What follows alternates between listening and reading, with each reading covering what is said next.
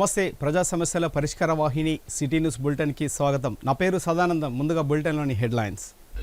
చెన్నూరు జ్యోతిబా పూలే గురుకుల విద్యాసంస్థ నుండి అర్ధరాత్రి వెళ్లిపోయిన 17 మంది విద్యార్థులు.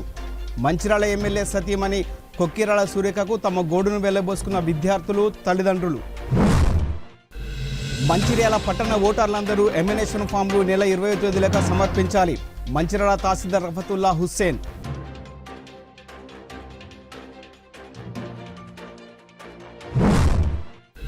గో సన్మాన మహాన్ అభయాన్ ఉద్యమంలో పాల్గొనాలి. గోమాత సన్మాన ఆహ్వాన కమిటీ సభ్యుల పిలుపు.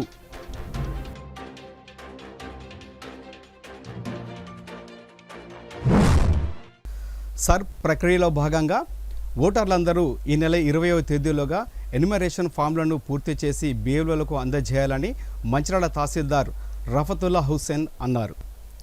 ఈ సందర్భంగా ఎంఆర్ఓ మాట్లాడుతూ ఎన్యుమరేషన్ ఫామ్ ఇవ్వడానికి ఈ నెల 24వ తేదీ చివరి తేదీ అయినప్పటికీ వాటిని డిజిటలైజేషన్ చేయడానికి సిబ్బందికి సమయం కావాల్సి ఉంటుంది. కావున ఓటర్లందరూ గమనించి ఈ నెల 20 తేదీలోగానే ఎన్యుమరేషన్ ఫామ్లను పూర్తి చేసి ఇవ్వాలని ఆయన అన్నారు.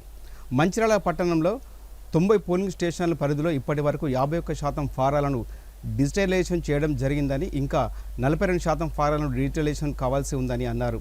ఓటర్లందరూ గమనించి ఓటు నమోదు ఫారాలను 20 తేదీలోపు పూర్తి చేసి తిరిగి సంబంధిత బిఎల్ఓలకు ఇవ్వాలని ఆయన కోరారు. ఈ కార్యక్రమంలో మంచిర్యాల డిప్యూటీ తహసీల్దార్ ప్రసాద్ పాల్గొన్నారు. మంచిర్యాల పట్టణ ప్రజలకు అందరికీ నమస్కారాలు. తెలియజేయనిది ఏమనగా సర్ ప్రక్రియ తెలంగాణ రాష్ట్రంలో ప్రారంభమైంది. గౌరవ మన తెలంగాణ రాష్ట్ర సిఇఓ గారి ఆదేశాల మేరకు మరియు జిల్లా కలెక్టర్ మంచిర్యాల గారి ఆదేశాల మేరకు సర్ ప్రక్రియ ప్రారంభమైంది. ఫామ్లు పంపిణీ చేయడం జరిగింది. మన మంచిర్యాల మండలానికి సంబంధించి 90 పోలింగ్ స్టేషన్లు ఉన్నాయి. ప్రతి పోలింగ్ స్టేషన్లో ఎన్యుమరేషన్ ఫామ్లు బిఎల్ఓలు అందరికీ అందజేయడం జరిగింది. తదుపరి వీళ్ళు ఆ ఫామ్లు నింపి ఇస్తున్నారు. ఇచ్చిన ఫామ్లు కూడా ఇప్పటికప్పుడే డిజిటలైజేషన్ చేయబడుతుంది. మరియు పట్టణ ప్రజలకు తెలియజేయమనగా 24వ తేదీ లాస్ట్ డేట్ అనుకుంటున్నారు, కానీ ఆన్లైన్ చేయడానికి 24వ తేదీ లాస్ట్ డేట్ కాబట్టి అందరు దయచేసి 20 తారీఖు లోపలనే ఫామ్లు ఇవ్వవలసిందిగా కోరుచున్నాము. లేని ఏడల లాస్ట్ రోజు ఫామ్ ఇస్తే అప్డేషన్కి టైం ఉండదు. ఒకవేళ ఫ్రీజ్ అయిపోతే ఆన్లైన్లో చేయడానికి వీలు ఉండదు. కాబట్టి అందరు గమనించి సహకరించి 20వ తేదీ లోపల ఇవ్వాల్సిందిగా కోరుచున్నాము. ఈ ప్రక్రియలో బిఎల్ఓకు సహకరిస్తున్న బిఎల్ఏలు కానీ, వివిధ పార్టీల కార్యకర్తలు కానీ, అదేవిధంగా కార్పొరేటర్లు కానీ ప్రతి ఒక్కరికి ధన్యవాదాలు తెలుపుతున్నాము. ఇప్పటికీ మన మంచిర్యాల జిల్లాలో 51.10% డిజిటలైజేషన్ చేయబడింది. అదేవిధంగా అన్కలెక్టబుల్లో కూడా 6.1% నమోదు చేయడం జరిగింది. రావాల్సిన ఫామ్ల వివరాలు మనకి 42.71% రావాల్సి ఉన్నాయి. అవి డిజిటలైజేషన్ చేయడానికి దాంట్లో మనకు భాగంగా 43,290 ఫాములు ఇంకా మనము ఆన్లైన్ చేయాల్సి ఉంది. కాబట్టి అందరితో కోరేది ఏమంటే ఇంత తొందరగా వీలైతే ఫామ్ నింపి సంబంధిత బిఎల్ఓకు అందజేయవలసిందిగా కోరుచున్నాము.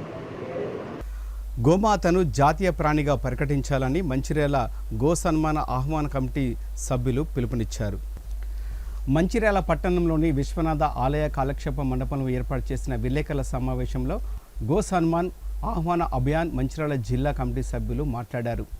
గో ప్రేమికులు, సనాతన ధర్మ రక్షకులు, హిందూ బంధువులు ఈ ఉద్యమంలో పాల్గొని విజయవంతం చేయాలని పిలుపునిచ్చారు.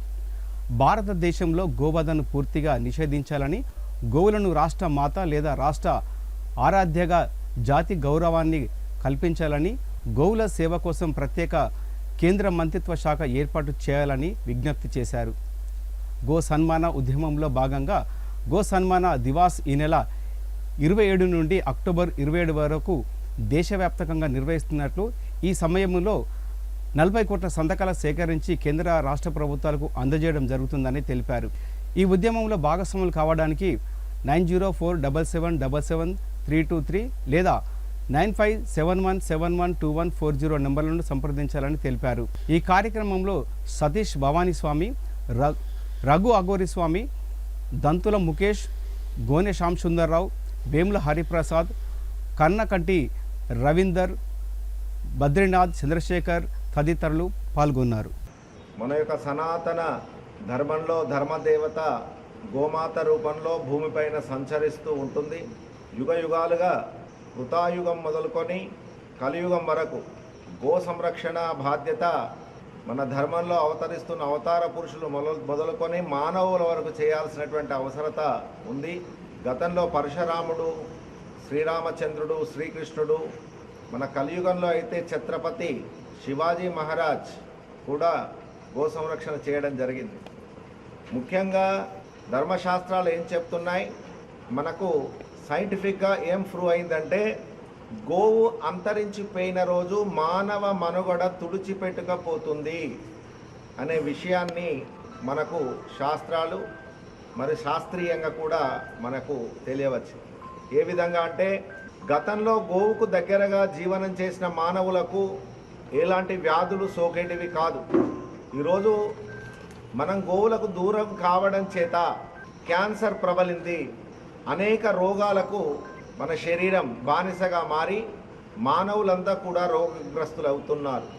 అసలు గోవుకు మానవులకు ఏం సంబంధం అంటే గోమయంతో ఇల్లును అలుక్కున్న రోజు, ఆవు పేడతో కల్లాపు చల్లుకున్న రోజు, ఆవు పిడకలతో వంట చేసుకున్న రోజు, ఆవు పేడతో సేంద్రియంగా వ్యవసాయం చేసిన రోజు, షుగర్ లేదు, బీపీ లేదు, హార్ట్ అటాక్ లేదు, పెరాలసిస్ లేదు.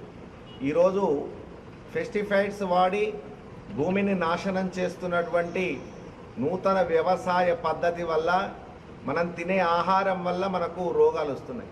ఈరోజు పుట్టిన పిల్లవాడు మొదలుకొని 90 ఏళ్ళ వయస్సు వరకు ఉన్నటువంటి వాళ్ళందరికీ కూడా షుగర్ వ్యాధి వస్తుంది. షుగర్ రాగానే మీరు రైస్ తినకూడదు, బియ్యం తినకూడదు. మరి ఒకప్పటి మానవులు బియ్యం తిన్నారు, మరి వాళ్ళకి షుగర్ లేదు. ఈరోజు షుగర్ రావడానికి కారణం ఏంటిది? యూరియా. కనుక గోమయం అనేది మానవులకు ఆహారంలో ఆరోగ్యాన్ని ఇచ్చేటటువంటి ప్రక్రియ చేసే వ్యవసాయ క్షేత్రాలు దూరం కావడం చేత మనకు రోగాలు వస్తున్నాయి. ఈరోజు అనేక గోశాలల్లో గోమూత్రం చేత క్యాన్సర్ను నయం చేస్తున్నారు. కనుక గోవు అంటే ఒక ఆక్సిజన్ జనరేట్ చేసేటటువంటి గొప్ప మిషైన్. అందుకే హిందూ ధర్మంలో యజ్ఞం చేస్తే నాసా సైంటిస్టులు కూడా ఈరోజు చెప్తున్నారు, యజ్ఞం ద్వారా ఆక్సిజన్ జనరేట్ అవుతుంది. గోవు ఆరా చుట్టూ కూడా 4 మీటర్ల దూరము ఆక్సిజన్ ఉంటుంది.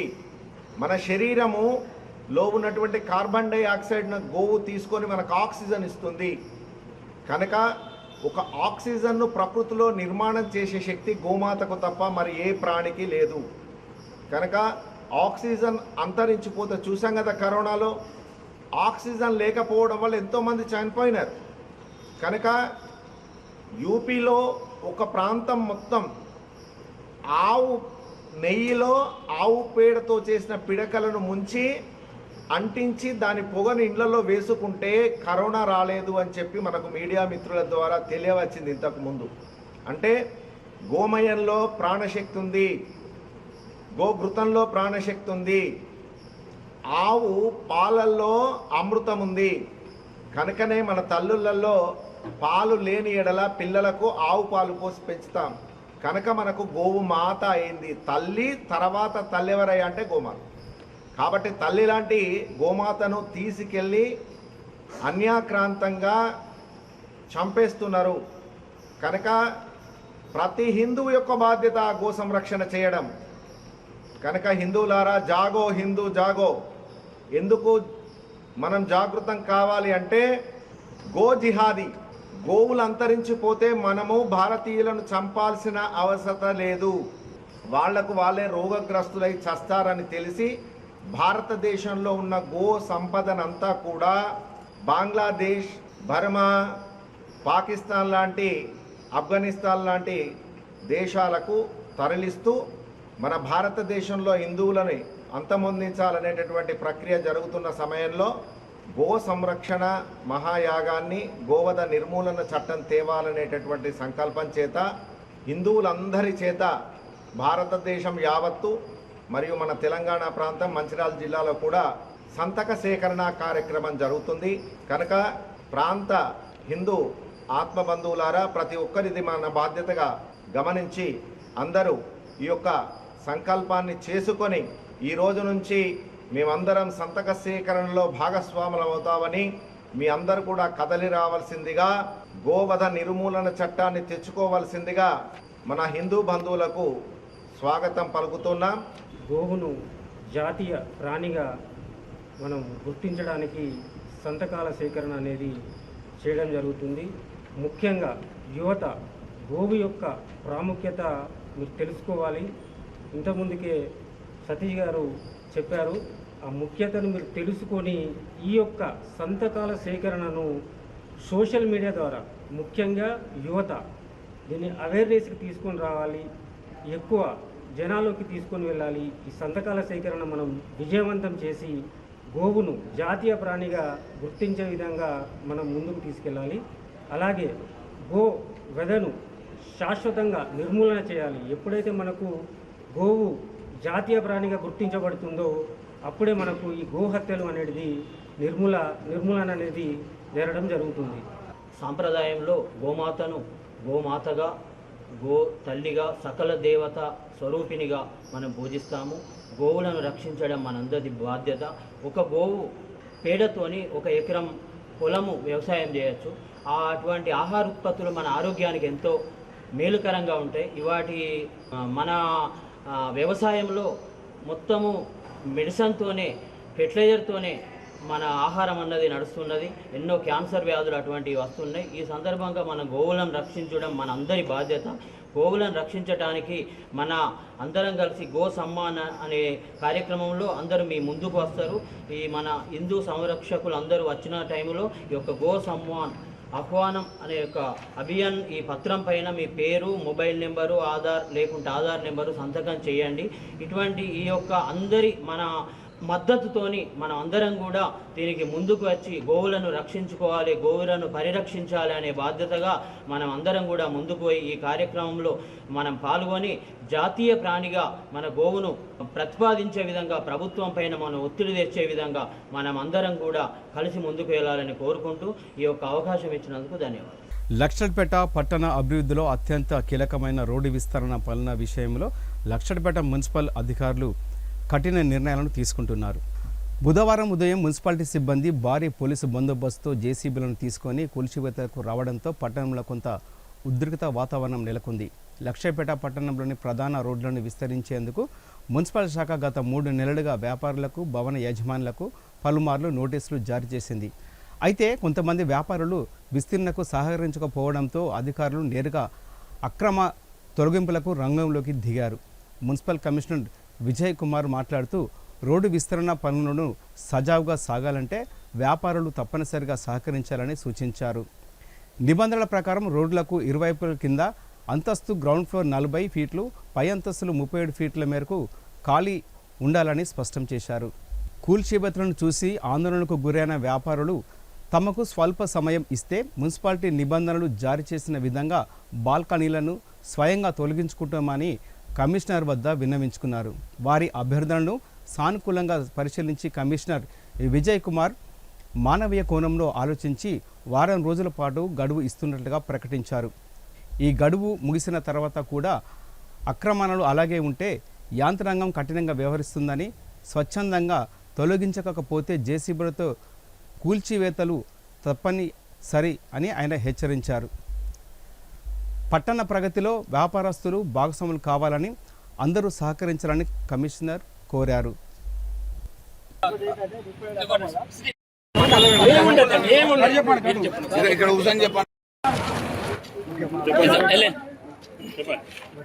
పట్టణ ప్రజలకు ఈరోజు రోడ్డు వైండింగ్లో భాగంగా మాకు ఇచ్చిన, మాకు సహకరించిన యజమానులందరికీ మొదటిగా నమస్కారాలు తెలియజేస్తూ, ముఖ్యంగా ఇప్పుడు రోడ్డు వైండింగ్లో భాగంగా తొలి భాగంలో 40 ఫీట్లు, పైన 37, ఆ 37లో కూడా మనకు బాత్రూమ్లు కానీ ఎలాంటివి కూడా కన్స్ట్రక్షన్ చేయరాదు.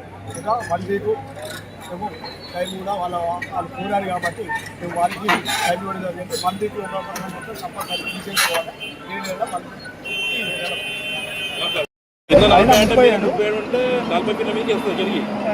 37 కదా 37 కాబట్టి దాంట్లో మనం మళ్ళీ ఎలాంటివి కూడా కన్స్ట్రక్షన్ చేయరాదు. 37 ఫీట్ల వరకు అయిపోవాలి.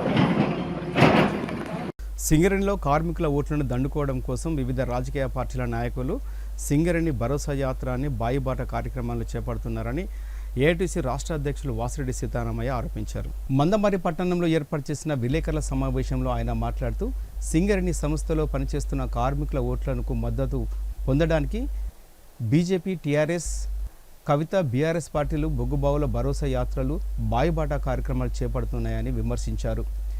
రాజకీయ పార్టీలకు చిత్తశుద్ధి ఉంటే సింగరేణిలో రాజకీయ జోక్యం లేకుండా చూడాలని, వేలం లేకుండా నూతన బొగ్గు బ్లాకులను సింగరేణికి కేటాయించేలా షరతులు లేకుండా మెడికల్ బోర్డు నిర్వహించాలని, కార్మికుల సమస్యలు పరిష్కరించాలని డిమాండ్ చేశారు. ఈ కార్యక్రమంలో శైలేందర్, సత్యనారాయణ, అక్బర్ అలీ, భీమనాథుని సుదర్శన్, కంది శ్రీనివాస్, రమణ, గాన్ల సంపత్ తదితరులు పాల్గొన్నారు. మెడికల్ బోర్డు ఆగిపోవడానికి కారణాలు స్పష్టంగా డిప్యూటీ చీఫ్ మినిస్టరు భట్టి గారు చెప్పాడు.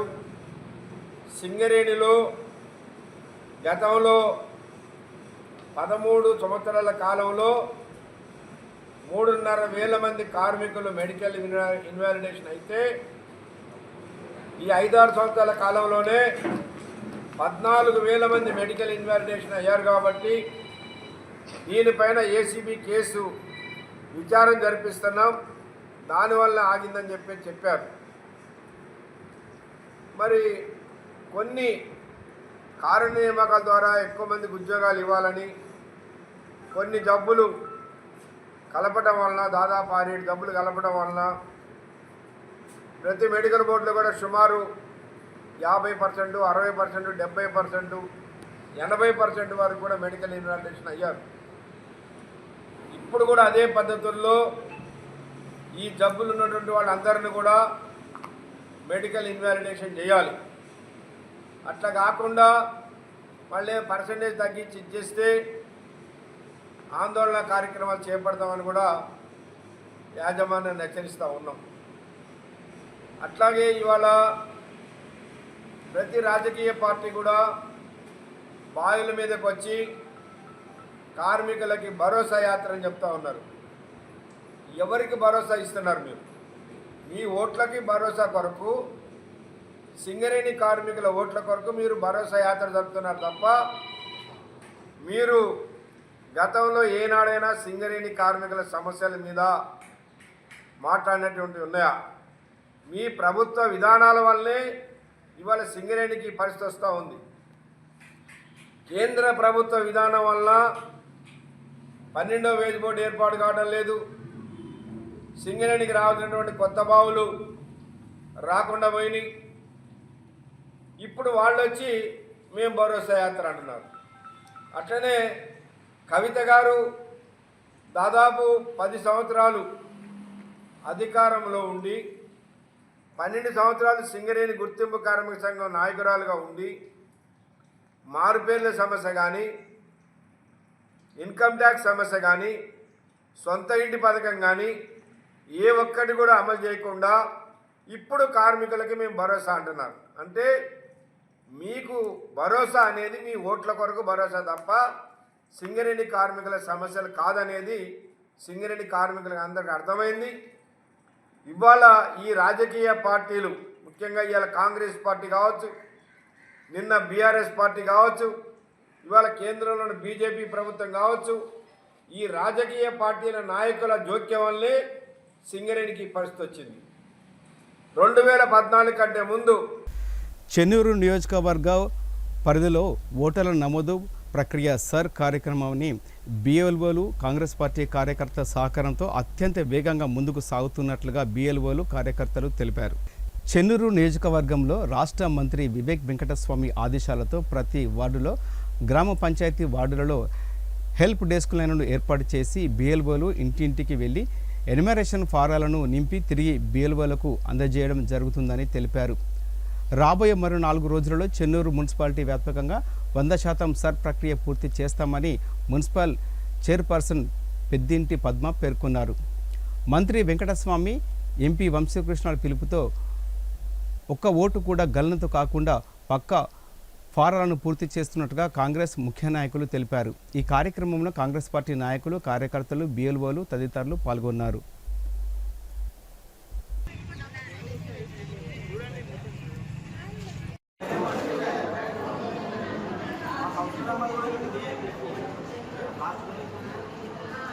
అందరికీ నమస్కారం.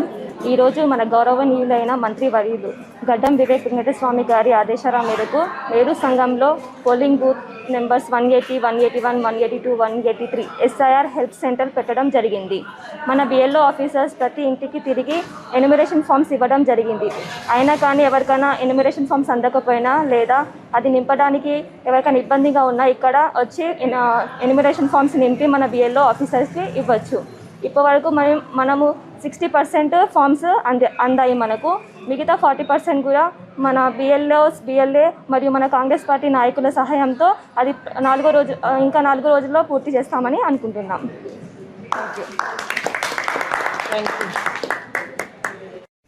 అందరికీ నమస్కారం. ఈరోజు గౌరవ మంత్రివర్యులు రాష్ట్ర మంత్రివర్యులు గడ్డం వివేక్ వెంకటస్వామి ఆదేశాల మేరకు, అలాగే పెద్దపల్లి పార్లమెంటు మా ఎంపీ గారు గడ్డం వంశీకృష్ణ ఆదేశాల మేరకు, అదేవిధంగా మా మంచిర్యాల డిసిసి అధ్యక్షులు రఘునాథ్ రెడ్డి గారి ఆదేశాల మేరకు ఈరోజు మేమందరం 3వ వార్డు కౌన్సిలర్ ఆధ్వర్యంలో, ఇక్కడ అంబటి శంకర్ గారి ఆధ్వర్యంలో ఈ కేంద్ర ప్రభుత్వం చేపట్టిన SIR అంటే స్పెషల్ ఇంటెన్సివ్ రివిజన్ ప్రోగ్రామ్ని మేము చాలా చక్కగా నిర్వహిస్తున్నాము. ఇందులో భాగంగా రాష్ట్ర ప్రభుత్వము రాష్ట్ర ఎన్నికల సంఘం ద్వారా వచ్చిన ఏదైతే సూచనలు ఉన్నాయో వాటిని తూచా తప్పకుండా పాటిస్తూ ఈరోజు మా 3వ వార్డులో అంబటి శంకర్ గారి ఆధ్వర్యంలో, అలాగే మా చైర్పర్సన్ గారు పెద్దంటి పద్మ శ్రీనివాస్ గారి ఆధ్వర్యంలో చాలా చక్కగా ఇక్కడ SIR ప్రోగ్రాం నిర్వహిస్తున్నాం. ఇందులో మాకు పిఓలో కానీ బూత్ లెవెల్ ఆఫీసర్లు కానీ బిఎల్ఏలు బూత్ లెవెల్ ఏజెంట్లు, అదేవిధంగా ఈ వాడా ఓటర్లు ఈ అవకాశాన్ని సద్వినియోగం చేసుకోవాలని, ఇంకా ఎవరైతే ఎన్యుమరేషన్ ఫామ్స్ రాలేదో వారికి కూడా మేము ఇంటికి వెళ్ళి వారికి ఏదైతే సమస్య ఎదురవుతుందో వాటిని క్లియర్గా ఎక్స్ప్లెయిన్ చేస్తూ, అలాగే ఇక్కడ SIR ప్రోగ్రాం చాలా బ్రహ్మాండంగా చేపట్టడం జరుగుతుంది. ఇందులో సహకరిస్తున్న వాళ్ళ అందరికీ మేము ప్రత్యేకంగా ధన్యవాదాలు తెలుపుకుంటున్నాం. అదేవిధంగా ప్రజల సౌకర్యం కోసం 3వ వార్డు కౌన్సిలర్ అంబటి శంకర్ గారు చాలా చక్కగా ఈ కార్యక్రమాన్ని నిర్వహిస్తున్నారు. మేము ఈ కార్యక్రమాన్ని ఈరోజు చాలా విజయవంతంగా నిర్వహించాలని, అలాగే ఈ అందరి సహకారం మాకు ఉండాలని కోరుకుంటూ ఇంతటితోని మా యొక్క ఈ కార్యక్రమాన్ని ముగిస్తున్నాం. థ్యాంక్ యూ, ధన్యవాదాలు. మా యొక్క థర్డ్ వార్డులో వివేక్ సారు నమస్కారం. మాకు ఇచ్చిన అవకాశంతో మేము SIR పెట్టడం జరిగింది. కౌన్సిలర్లను 3వ వార్డులో పెట్టడం జరిగింది. అన్ని విధాలు మంచి జరుగుతున్నాయి. ఓటర్లు అవకాశాన్ని సద్వినియోగం చేసుకోవాలని కోరుకుంటున్నాం. వివేక్ సార్కు నమస్కారం. చెన్నూరు పట్టణంలోని మహాత్మా జ్యోతిబా పూలే గురుకుల విద్యా సంస్థలో ఇటీవల నెలకొన్న సంఘటనల దృష్ట్యా ఉద్రిక్త పరిస్థితులు నెలకొన్నాయి. ఇటీవల ఈ విద్యా సంస్థ నుండి ఇంటర్మీడియట్ 2వ సంవత్సరం చదువుతున్న 17 మంది విద్యార్థులు హాస్టల్ నుండి బయటికి వెళ్ళిపోయారు. మొదటి సంవత్సరం లక్షటిపేటలో చదివిన ఈ విద్యార్థులు సెకండ్ ఇయర్ కోసము చెన్నూరుకు బదిలీ అయ్యారు. చెన్నూరు పట్టణ జ్యోతిబా పూలే హాస్టల్లో కనీస వసతులు లేకపోవడంతో విద్యార్థులు బయటకు వెళ్ళినట్లు తెలుస్తుంది. హాస్టల్ నుండి విద్యార్థులు వెళ్ళిపోయిన విషయాన్ని వారి తల్లిదండ్రులకు సిబ్బందికి ఎలాంటి సమాచారం ఇవ్వలేదని ఆరోపణలు కూడా ఉన్నాయి. ఈ సందర్భంగా విద్యార్థులు తల్లిదండ్రులతో కలిసి మంచిర్యాల ఎమ్మెల్యే ప్రేమ్ సాగర్రావు ఇంటికి చేరుకొని సమస్యలపై వివరించడం జరిగింది. మంచిర్యాల ఎమ్మెల్యే ప్రేమ్ సాగర్రావు సతీమణి కొక్కిరాల సురేఖ వెంటనే స్పందించి విద్యార్థులతో మాట్లాడి సమస్యలను అడిగి తెలుసుకున్నారు. సంబంధిత అధికారులు కళాశాల అధ్యాపకులను పిలిపించి ఆమె మాట్లాడారు. విద్యార్థుల సమస్యలను వెంటనే పరిష్కరించాలని అధికారులను సిబ్బందిని ఆదేశించారు. అనంతరం విద్యార్థులు DCO శ్రీధర్కు అప్పగించి చెన్నూరుకు బస్సులో తిరిగి విద్యార్థులు వెళ్ళడం జరిగింది. 4వ రాష్ట్ర మహాసభలను మంచిర్యాల జిల్లా కేంద్రంలోని ఆగస్టు 2వ తేదీన నిర్వహిస్తున్నట్లుగా మహాసభలను విజయవంతం చేయాలని AITC రాష్ట్ర అధ్యక్షులు వాసిరెడ్డి సీతారామయ్య అన్నారు. ఈ సందర్భంగా విలేకరుల సమావేశంలో ఆయన మాట్లాడుతూ AITC 4వ కేంద్ర మహాసభలను బెంగళూరులో నిర్వహించడం జరుగుతుందని, ఈ సందర్భంగా జిల్లా రాష్ట్ర మహాసభలను కూడా దేశవ్యాప్తంగా నిర్వహిస్తున్నామని తెలిపారు. అందులో భాగంగానే ఆగస్టు 2వ తేదీన మంచిర్యాల పట్టణంలో ఏఐటీసీ 4వ మహాసభలు నిర్వహిస్తామని, సభకు కార్మికులు ప్రజలు హాజరై విజయవంతం చేయాలని ఆయన విజ్ఞప్తి చేశారు. ఈ కార్యక్రమంలో ఏఐటీసీ కార్యకర్తలు, కార్మికులు, ఏఐటీసీ నాయకులు తదితరులు పాల్గొనాలని అన్నారు. మంచిర్యాల జిల్లా 4వ మహాసభలు ఆగస్టు 2వ తేదీ నాడు మంచిర్యాల పట్టణంలో జరుగుతూ ఉన్నాయి. ఏఐటీసీ కేంద్ర మహాసభలు బెంగళూరులో జరుగుతున్న సందర్భంలో రాష్ట్ర మహాసభలు, జిల్లా మహాసభలు అన్నీ కూడా జరుగుతూ ఉన్నాయి. ఇవాళ నరేంద్ర మోడీ ప్రభుత్వం కేంద్రంలో వచ్చిన తర్వాత కార్మికుల హక్కులన్నీ కూడా హరించవేయబడుతూ ఉన్నాయి. కార్మిక వర్గం పోరాడి సాధించుకున్నటువంటి 44 కార్మిక చట్టాలను రద్దు చేసి 4 కోడులు తీసుకొచ్చి కార్మికులని కట్టు బానిసలు చేసే పద్ధతుల్లో బీజేపీ ప్రభుత్వం తీసుకొస్తుంది. ఈ సందర్భంలో జరుగుతున్నటువంటి 4వ మహాసభలని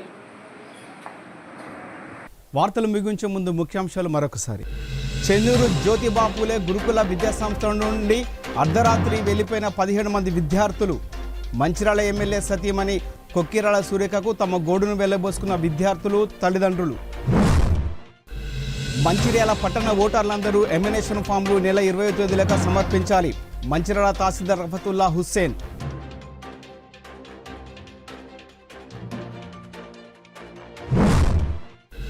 గో సన్మాన మహాన్ అభయాన్ ఉద్యమంలో పాల్గొనాలి. గోమాత సన్మాన ఆహ్వాన కమిటీ సభ్యుల పిలుపు.